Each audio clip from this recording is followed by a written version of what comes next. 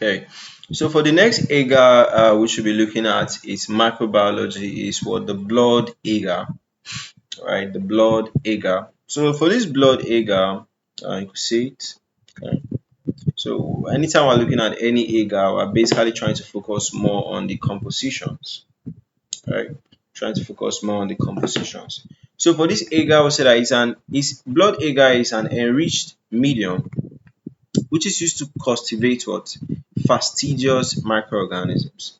It's particularly used in growing what bacteria that actually require specific nutrients. Okay, and also for differentiating bacteria based on their hemolytic properties.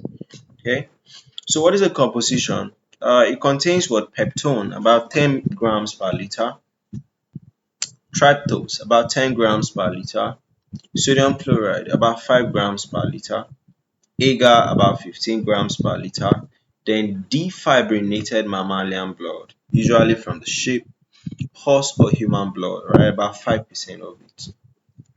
So this is a whole direction on how to prepare it, right?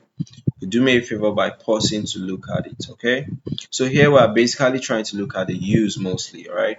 So it's using cultivation of fastidious organisms, so it support the growth of bacteria that do not grow well on other general medias, like the streptococcus species. Also to dictate hemodialysis, right? So okay, sorry, hemolysis, right?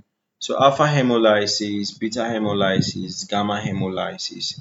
So for alpha hemolysis, which is also known as partial hemolysis, it produces a greenish discoloration around the colonies. Complete hemolysis results in clear zones around the colonies. No hemolysis with no change in what medium around the colonies, right?